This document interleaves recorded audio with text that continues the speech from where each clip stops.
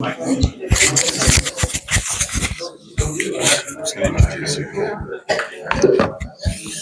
evening, everybody. Please take your seats.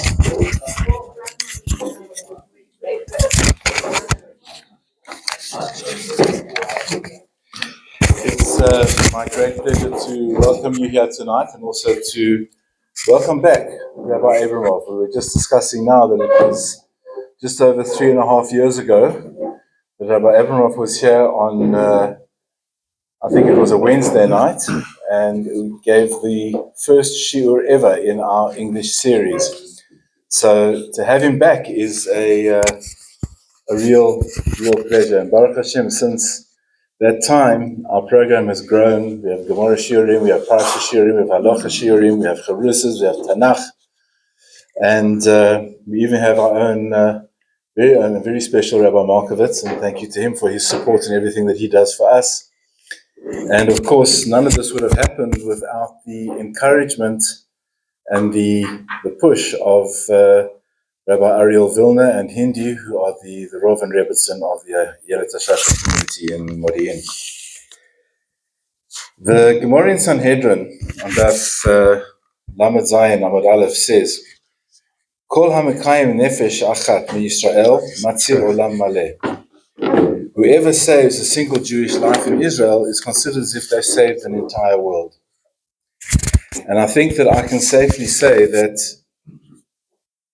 Rabbi Abramov and his Rebbetzin Tehillah have been at the forefront of bringing people back to Judaism and bringing people back into the Jewish way of life. And certainly those of us who are here from South Africa have benefited directly from their involvement in establishing Osamerach in South Africa and how it expanded and had an influence on many of us living in South Africa. And they've not only done that, but they've done it here and they've done it in all parts of the world. So it's a real privilege for me to call Rabbi Abramov to come and address us.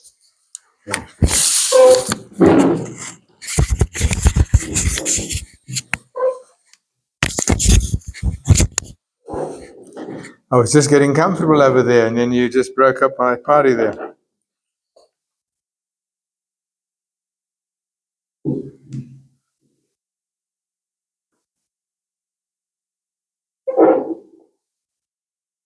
Okay.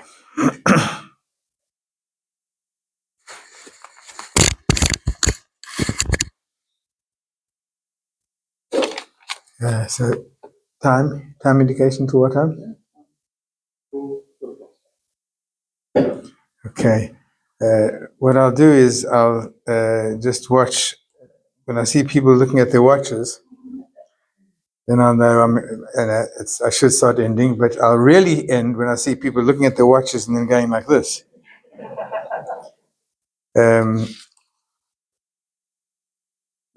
I just can't get this thing to start. 1 sec.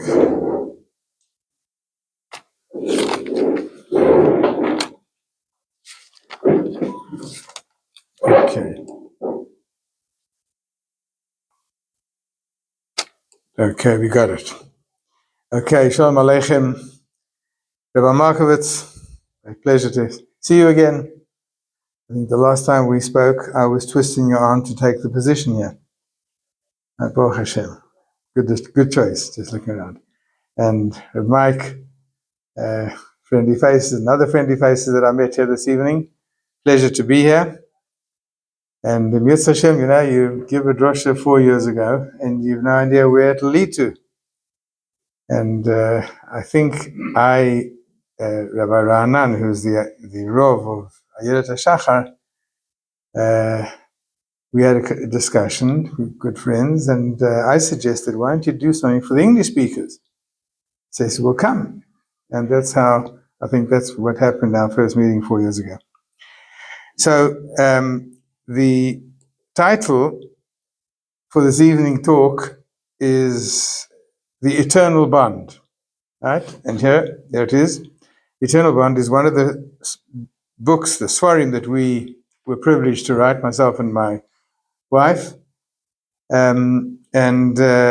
This particular book which is Torah guidelines for married children's relationships with their parents.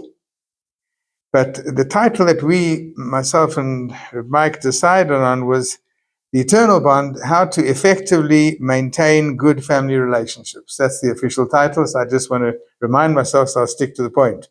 I won't get off track. So we're talking about human relationships. Human relationships from a Torah perspective is very different. In fact, in really to understand human relationships, we have to go into the Kabbalah. Yeah, we've got to go dig deep, the real secrets of Torah, because that's what human relationships are about. We're not bodies, we are neshamas. And there is in the Zohar HaKadosh, the Holy Zohar, which encompasses all the deeper secrets of Torah. So there's a whole discussion about what is the essence of relationships. To understand that, we have to understand what's a neshama. A neshama, this human soul, completely unique, and what's the Jewish neshama? The Jewish neshama. So Chazal tell us, it's written in the Zohar, there are 5 parts to the neshama. 2 of them are completely out of our reach. We don't even understand. We can't even begin. The Talmud says, late banu tfisa, we don't understand them at all. But what we can relate to is there's a nefesh, which is the life force inside every person. We're talking about Jews. The life force, the nefesh. There's the ruach. The ruach is some kind of best way to describe it is a spiritual pipe that goes from our spiritual essence, our soul, and it goes up to the highest places possible. It goes up to what's called the Kisei HaKavod, the divine holy throne. And the Zohar continues, and what I'm going to explain now is based on the Ramban, the great interpreter, the Ramban, the Rabbi, the Reshit Chochmah. These are the great, great early sources who gave real insights. What is the neshama all about? Kodesh Baruch Hu on the first day of creation, say Chazal. It says in the Zohar, in the deeper secrets, on the first day of creation, he created all the souls of the Jews ever to be in the history of this world. Created them all in one day, the first day. And these souls, Hashem wanted them to be as close as possible to him. So he made the Kisei HaKavod, the divine throne, is made up of the souls of Jews. So it's like one massive jigsaw puzzle. Each little face, I look around the room and I see different faces. No 2 faces alike. That's one of the essential differences between man and the rest of the creatures. We have unique faces because every individual is unique.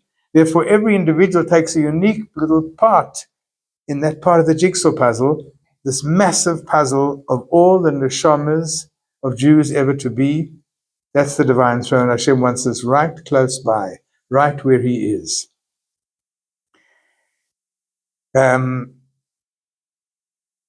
This, where we have this gathering of all the souls, it gets reaffirmed every year, every time we read about Ma'amad Har Sinai. Ma'amad Har Sinai is when all the souls were there. They were all present. They all underwent a transformation and became something very, very special. That's when the essential Jew was created. There was Avram Avinu, but the Jew was really created in Ma'amad Har Sinai, in Mount Sinai and the giving of the Torah. And every year when we read the parsha, which we read this last week, Parshat Yitro, we read about the giving of the Torah on Ma'amad Har Sinai. Says the great Shla HaKadosh, one of the great deeper interpretations of the Torah, the Shla HaKadosh says, when you've got tens of thousands of Jewish communities throughout the world, all reading the same thing on Shabbos morning, this past Shabbos, Jews throughout the world, from the furthest is Sydney on the map? It's on the map. As far as Sydney. Yeah, my old buddy from Greenside. Right? So it's as far from Sydney through John, entire world. Yidden are sitting and they're reading in shul on Shabbos morning, they're reading the parsha. Says the Shlach Kadosh, that creates an enormous spiritual energy. That achdut, that oneness, where we can feel, we feel partners with Jews all over the world. We all read in the same Ma'amad Har Sinai. So something very special happens in the world. And this past Shabbos, as well as we read it again in Pesach. So,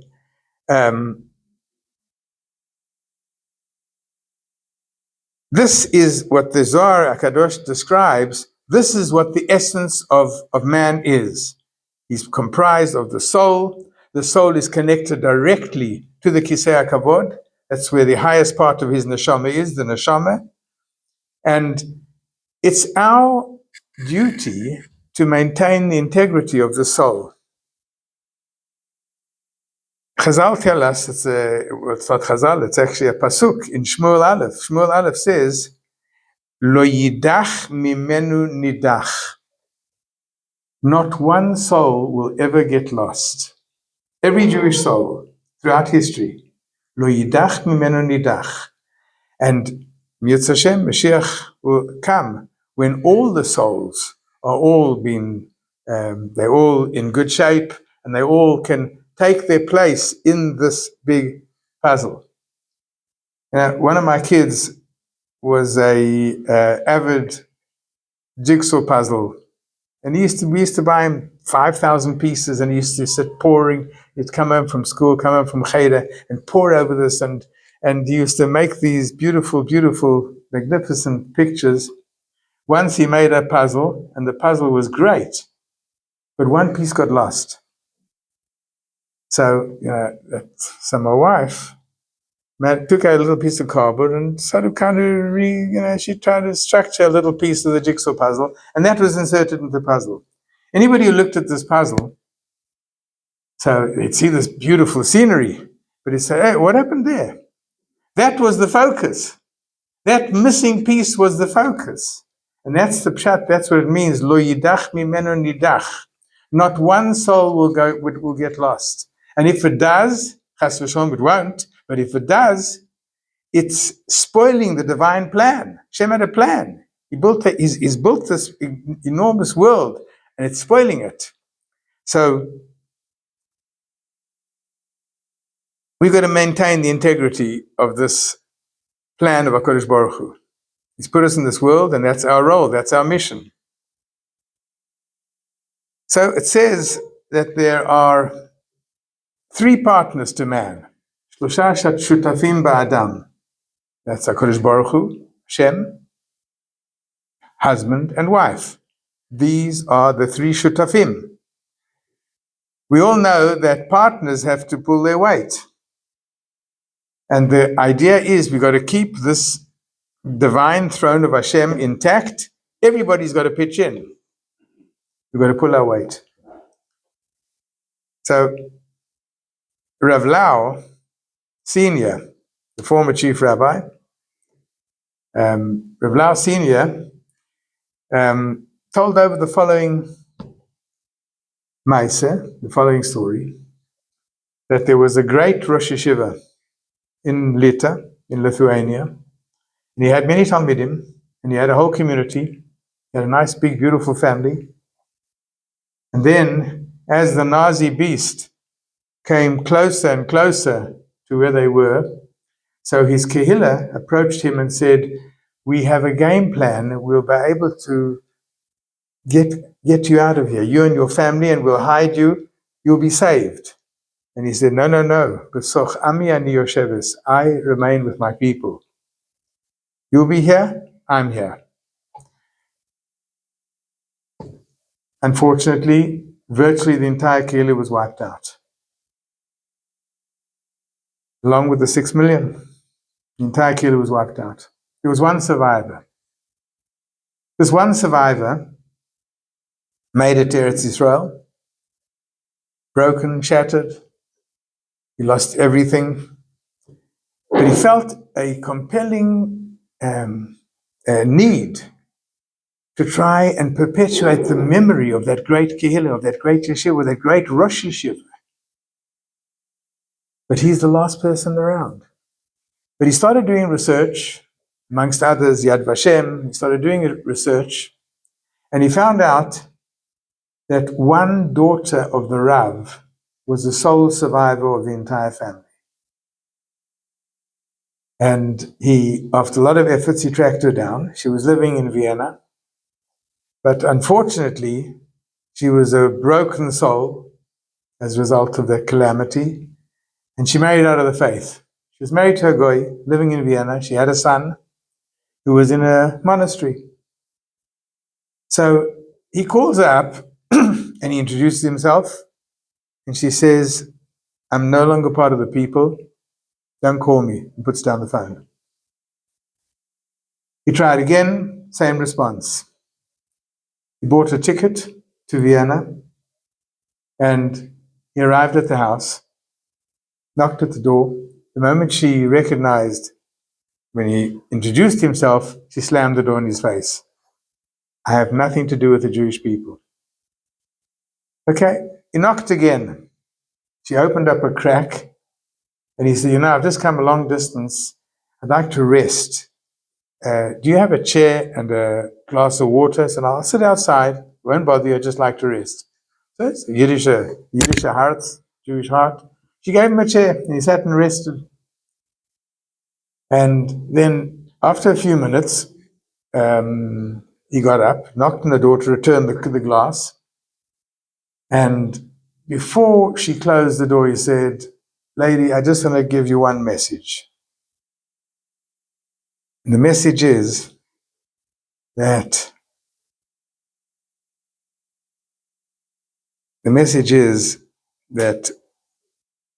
the hamafteach beyadayich, the key is in your hands." That's all. And he turned and walked towards the taxi, which was waiting for him. And she ran up and she said, "What do you mean?" He said, "The key is in your hands." And he got into the car. And she came and she banged on the window. She says, "What do you mean?" So he said, "Okay, I'll tell you." He got out the car. And he said to her, "The key is in your hands because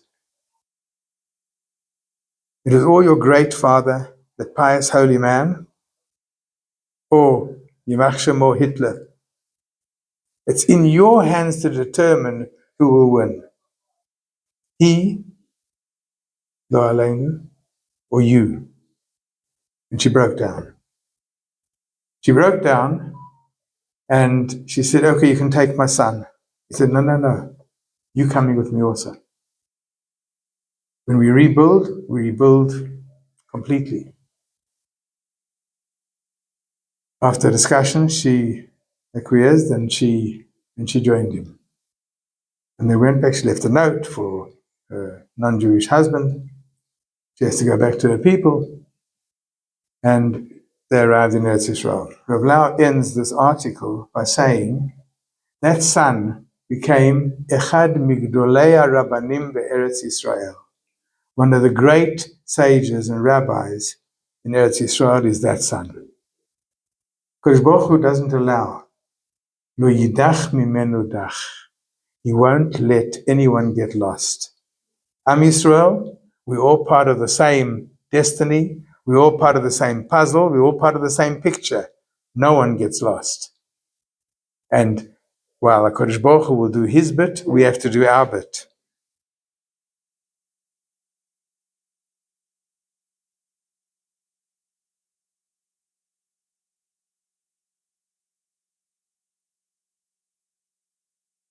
The eternal bond. The eternal bond is about family. The eternal bond, the essence of the eternal bond is parent-children relationship. That's the eternal bond. There are other relationships that are defined as husband and wife, there's siblings, but when we talk about the eternal bond, we're talking about parents and children and parents. It's a two-way track. So we read in this week's parasha, there's a mitzvah of Kibbud Av V'Em. Kibbud Av V'Em is based on a principle which is called Hakarat HaTov. gratitude, to be in gratitude. That's what Hakarat HaTov is. And one of the great sages of more recent generations, the Ksav Sofer was the son of the great Khatam Sofer, and he wrote in an article, very famous article, he wrote that about this concept of Hakarat HaTov, of being able to be grateful for whatever one's received, to have gratitude, Hakarat HaTov, to recognize the good someone has done for one. And he wrote that this is the Pnina of the Keter, of all the Midot. This is the jewel in the crown of all the Midot. It's the most central Midah that can be, the Midah of Hakarat HaTov. And this is the essence, what drives Kibud Avayim. That's what drives it, a sense of gratitude. And the pasuk goes on, and it says, Kavedet avicha v'temecha. So it says, Leman yitav lecha. Leman yitav lecha. Kavedet avicha mecha, honor your parents, Leman yitav, in order that it should become good for you. Leman yitav lecha. I'll tell you a story that I heard firsthand. It's a very famous family called the Reichman family from Toronto. Historically, they were fabulously wealthy people, but more so, they were probably the greatest Balei Tzedakah in history, the Reichman family, throughout the world. There was one of the most powerful business real estate companies in North America, London. And I knew very well one of the brothers, Eli Reichman. Eli Reichman is one of the four brothers who established this massive business. One of the brothers was Eli Reichman. Eli Reichman told me, and subsequently I've seen it written in books, Eli Reichman was about to have his bar mitzvah. His father, Reb Shmaya, was a hugely wealthy man. In Vienna, he was one of the most prominent Jews in Vienna. And he spared nothing. This bar mitzvah is going to be the greatest affair for Eli Reichman. This is in the year 1938. So he took a central hotel. He brought in the whole staff, and they kashered the hotel, glatt kosher, and guests were coming in from all over the world. But very great rabbis, and very significant people. It was a very prominent, and this is going to be the event of the year. A few days before, when the guests had already started arriving, they were coming from all over the world. A few days before, his father, who was living in Hungary, in a village in Hungary, Father Reb David was living in Hungary, his father had a heart attack. And he survived, but he was unable to travel. Shmaya Reichman said, my bar mitzvah is going to be with my father. He can't come here, I go to him. And he said, let the festivities continue, but myself and my wife and the bar mitzvah boy are going to Hungary. And he arrived in Hungary, the three of them, this Eli Reichman and his parents arrived in Hungary. They had a sweet little bar mitzvah ceremony in the home of his grandfather. They had a minyan there. On Motzi Shabbos, he went to the one phone that was in this little townlet or little village. He needed to phone to see what's going on back in Vienna. So his secretary tells him, yeah, fine, there were celebrations, everything, but he says, but you had some visitors. And thankfully you weren't here. The Nazis invaded Vienna just before Shabbat, and the first people they went for were the wealthy and the prominent, They confiscated their belongings. They took all these wealthy people. They were never heard from again.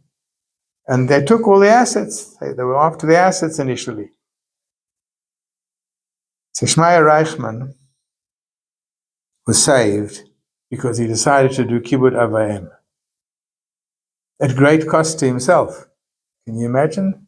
You're hosting the event of the year, and there's people pouring off from all over the world, and you going to a little village in Hungary because that's where your father is, because you want to give some nachas to your father. That saved his life. He never went back to Vienna, and he ended up in Tangiers, Morocco, and there he continued his business, and ultimately he came to North America, and the rest is history.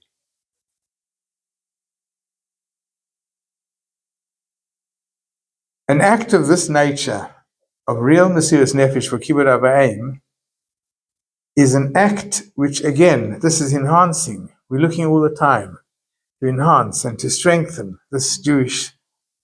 We're looking to strengthen our whole Jewish essence, the whole Jewish community, the whole Kisei HaKavod is in our hands.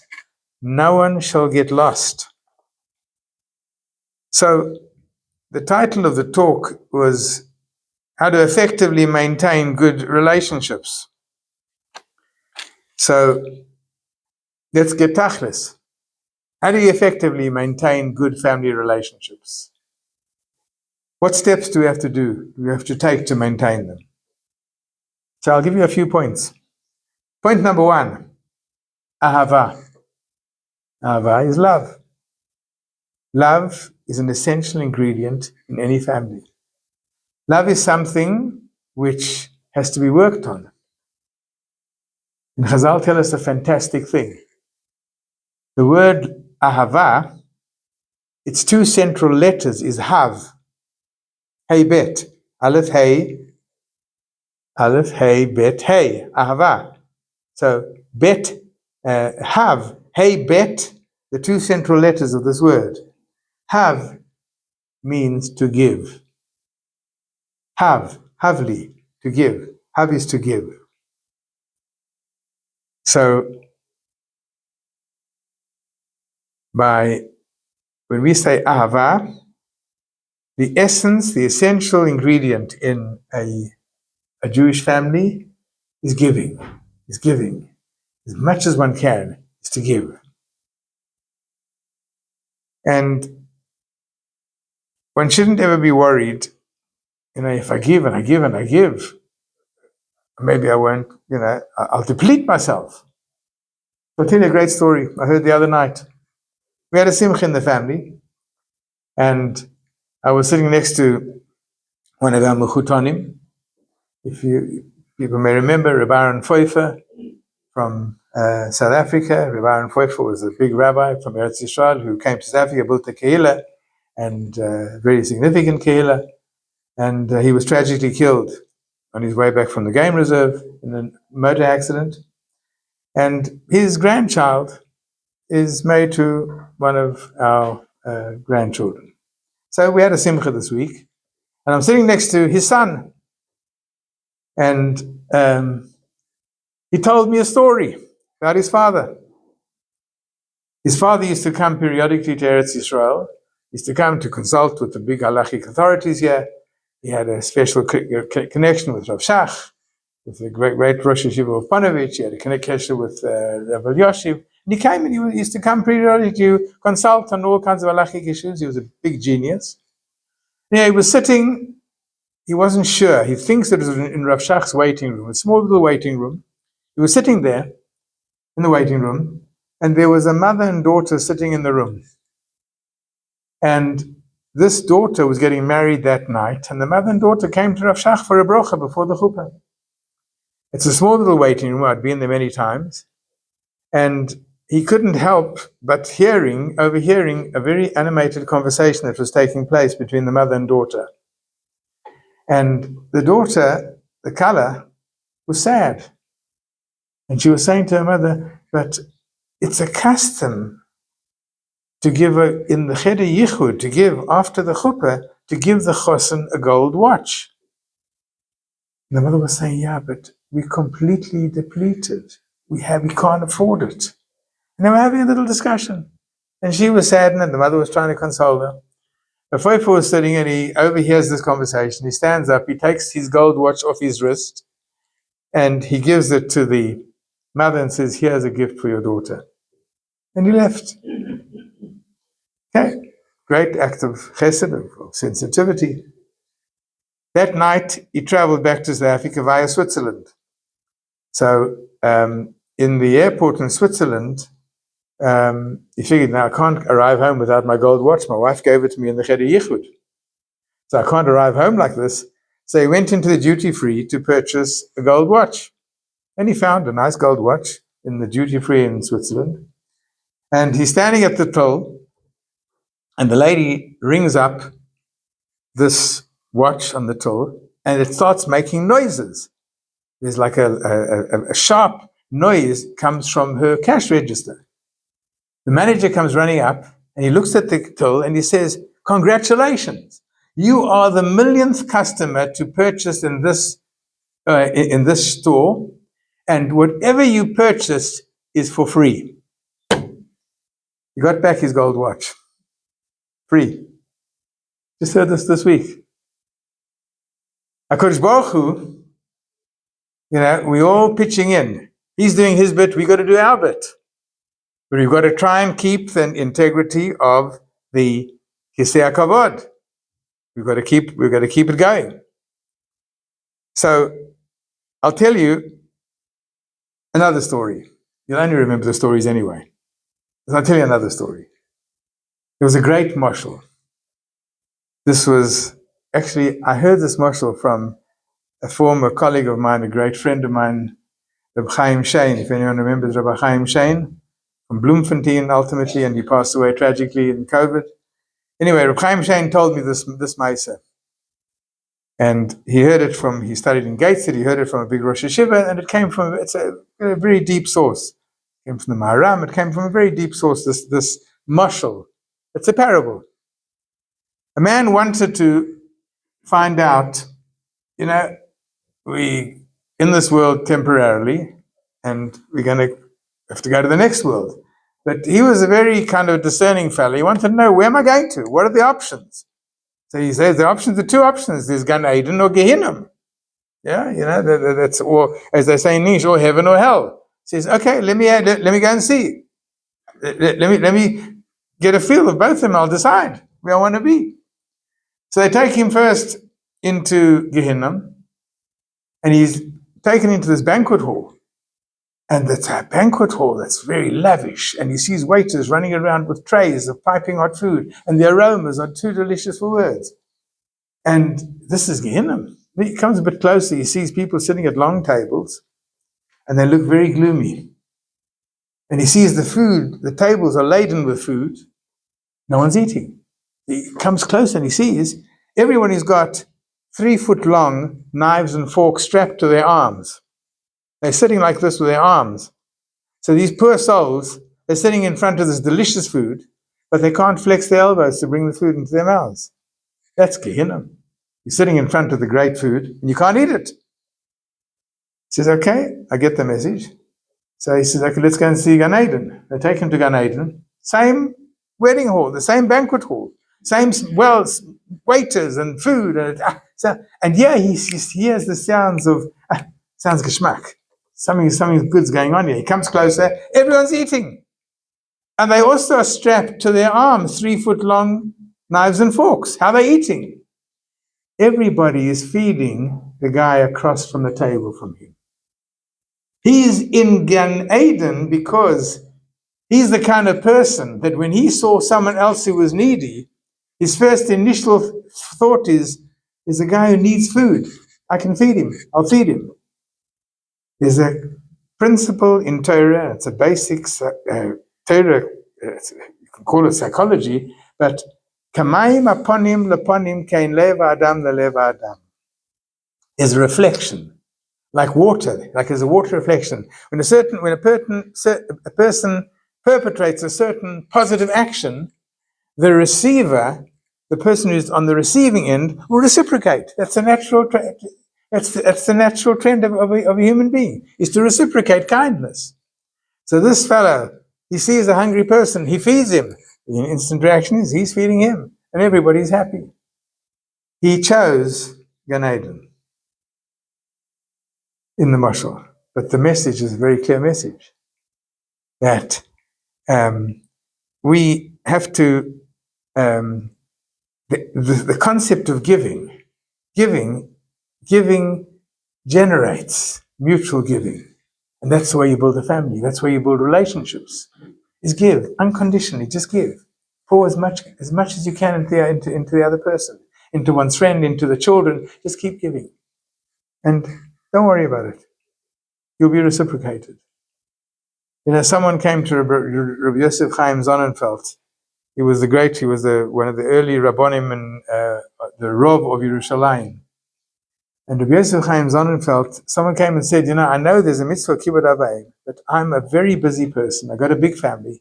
I have a parnosa. I've got to make significant parnosa. I'm very busy. I haven't got time for my parents. And as they're growing older, they're becoming more and more needy. But I just haven't got time. Well, don't worry, no problem. You just keep giving everything that your parents need. Because the pasuk that we said, Kaver et avicha v'itamecha, kaver et avicha v'timecha, leman yitov lecha, v'ha'arachta yomim, your days will be lengthened. So Rabbi Yosef Chaim Sonnenfeld said, don't worry, you've got no time, you have plenty of time. If you perform the mitzvah of kibbud av v'em, you'll have all the time you wish because your days will be lengthened. So the concept of giving, of doing, is an enormously important concept. Now, we can help people to give. We can help. We can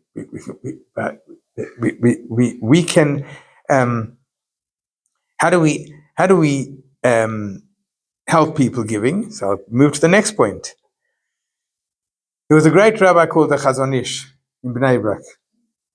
He was one of the great, gigantic scholars that so much is built of Torah today is built on the Chazon Ish. And the Chazon Ish defines human relations in the following way. He says, Yachasei enosh, human relations, nivnim is built midvarim ktanim, from small little things. Don't think it's gigantic things. It's small little nuances. It's small little gestures. It's the little smile. It's the little note. Great Eitzah we got from the great Rabbi Chaim Pinchas Scheinberg. He gave us a great Eitzah once. He said, there's a great secret to keeping relationships going. Keep writing little notes, small ones. Sometimes just a few words. I love you. I feel for you. You're great. Thanks. Just little notes, but just keep a steady flow. Says the Chazon Ish, that's how you build relationships. We want to keep these relationships healthy. In the family, just keep doing the smallest little gestures. Small gestures essentially comprise the essence of any relationship, says the Chazon Ish. Okay, guys, I can keep you here till I haven't seen anyone looking at the watches yet, but I know he can be nasty. I think this guy can be nasty if I go too long over time. So let me end with another story.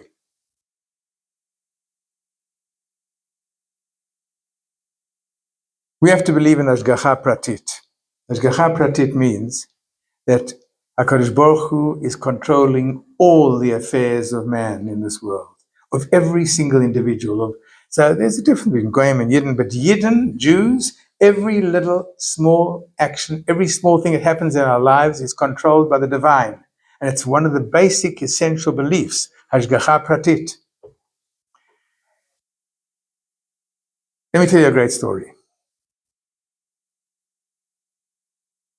Back to the terrible days of the Holocaust. What the Nazis did in order to ensure cooperation from the local populace, they let the message out that when we round up the Jews, they know they're being rounded up, they're being sent somewhere, they're being exiled. So they're carrying all their valuable possessions, and Jews are very rich. They free game. You local Poles can just go and forcefully, we'll be there with our guns watching, there won't be any resistance. When they're standing in line to get onto the trains, you can take whatever you want, it's yours. And this way they kept the local population very cooperative and very happy. It's a great ruse. 2 Polish ladies, I'll tell you in a minute how we know this whole story. 2 Polish ladies were prowling around to see what they can take, and they saw a young Jewish lady wearing a beautiful fur coat. Cold, European winter. They decide, oh, that's good game. And who knows what's inside that coat? So they went up to her, the 2 of them accosted her, they demanded the coat, she refused, she resisted very, very strongly, and they started scuffling. The Nazi came along and he sort of pitched in, and within minutes they had this lady knocked to the floor, and they had the coat. These 2 Polish ladies walked off with the coat, and she was subsequently put onto the train. So they come back to their home and they've got another loot. So they feel it's heavy. There must be lots of gute Sachen, a lot of good stuff inside there. And they find all kinds of pockets. In the pockets with jewelry and diamonds and valuables and silver. And it was a big, big treasure there. And as they're going through the pockets, they come to one pocket, and the lady feels it's some little bundle, a parcel. She pulls the parcel out, the bundle out, unwraps it, and to her shock, it's a newborn baby girl. This young lady had obviously just given birth, and she didn't want to part from her child, so she wrapped her child up, a little baby, and put the baby into her pocket. So the one Polish lady says, look, you can take all the valuables. I never had children. I've got no children. She's mine. I'm going to raise. She's going to be my child. She gives her a name. She called her Magda, a Polish name. And this little girl grows up in this Polish, she thinks that this is her mother. And she grows up in this home. And she's got a Yiddish kop. So she's top of the grades every year. She's the top student. She's a beautiful little girl, Yiddish girl, beautiful little girl. And she's a top academic. She's the most popular. And she grows and grows, and she finishes her schooling. And her grades were so good, she's given a stipend that she can go and study medicine. She goes to study medicine in Poland. This Magda, the Christian, so she thought. She goes to study medical, and she becomes a doctor because she specializes in pediatrics, becomes a pediatric surgeon. And at some point, her mother dies. Her so-called mother dies. She's in the home, and she's packing up the belongings. And the other lady, the one who took all the jewelry, etc., she arrives. She was the mother's friend. She arrives and she says, well, now that your mother's died, I want to tell you a secret. And she tells her the story. And she said, and you see this necklace around your neck that you always wear? She says, yes, it's a beautiful necklace. I've always had it. I have no idea. I've always had it. She said, yes. That necklace was found on your person when you were a little baby in that coat. And your mother kept it upon you. Now, if you look at that necklace, it's made in gold, and it's got some strange kind of writing. The writing is in the Hebrew language, written there, Yerushalayim, Jerusalem. You're Jewish. You come from Jews and you're Jewish. She doesn't know what to do with this. She's grown up as a Christian. It happened that she was appointed by the Polish government to represent in a medical conference in Manhattan for pediatricians. And she was sent as a representative. So yes, she arrives in New York. She's in Manhattan. She's walking the street of Manhattan, and she sees a bunch of Hasidic boys, clearly Jews. She's never interacted with a Jew. She goes up to them, and she starts babbling and talking. And I say, you know what? It sounds a very complicated question you're asking. And they direct her to a big rabbi. I've heard 2 versions. One say the big rabbi was the great Rav Moshe Feinstein. Others say it was the Lubavitcher Rebbe. Whatever it was, but that league. a this lady was directed with her story to this great rabbi. And whoever it was, Paskand, he said for her, "You're Jewish, go back to your people. Leave Poland, it's a terrible place. Go back to your people, go to Eretz Israel." She comes to Israel, and all alone, she's now Jewish. She knows she's Jewish. She comes to Israel. She gets a job in Hadassah, in Yerushalayim, in Hadassah in Karim. She gets a job in Hadassah as a pediatrician. She meets a nice Jewish doctor in Hadassah in Karim. They get married.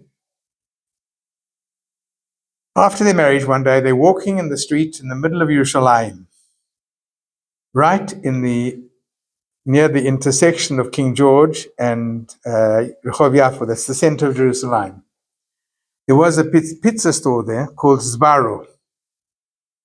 Now Zbaro, the owner, was my chavrusa, was a Talmud of mine who I learned with for many years.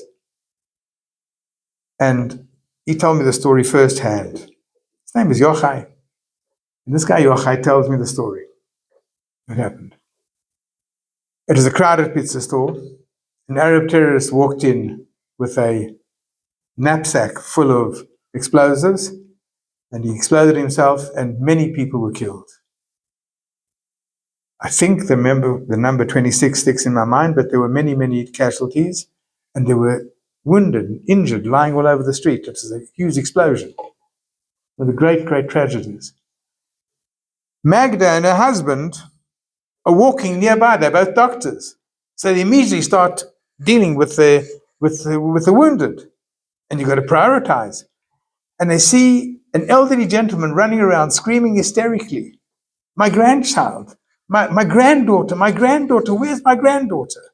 So Magda gets up and she says, where was she? And they finally locate the granddaughter. She had shrapnel in her leg. She was lying amongst the wounded. So he's fussing around, and she starts treating this girl. In order to take her blood pressure, so she opens the top of her shirt, and she sees she's wearing exactly the same necklace that she's wearing, that Magda's wearing. And after she had stabilized her, she says to the father who's standing there, the grandfather who's standing there, she says to him, "Where did she get that necklace? Where's that necklace from?" So the father says, "I know. I'm a goldsmith. I made 2 necklaces. One I put on a granddaughter, and she the Nazi beats took, and she's gone. And the other one was on this." Magda takes out her necklace, holding it in her hand, and holding the other necklace, and she says, "Shalom, Abba." Is her father. This was publicized there were articles in the press here in Eretz Yisrael. An amazing story. Hashgacha pratis. HaKadosh Baruch Hu runs the show. Behind the scenes, sometimes it's overt, sometimes it's instant, sometimes it's over a protracted period of time. HaKadosh Baruch Hu runs the show. That's what Hashgacha pratis is. That is one of the essential ingredients. We've got to constantly believe. We can have ups and downs in relationships, but we know it's all min hashamayim. Just keep going. Just keep positive. Just keep giving. Just keep loving. That's the essence of this mitzvah of kibbud av va'em. Yetz Hashem. We should all have simchas, great simchas. We should all see great nachas. And most important of all, we should all see in our days, we should all see the great simcha of Mashiach Tzidkenu coming, b'mher b'yameinu, Yerushalayim is that away. And just, when he comes, be there. It's going to be the greatest simcha of history. Pleasure talking with you. Yetz Hashem, continue building, continue this great institution that I'm speaking for. Shkoyach.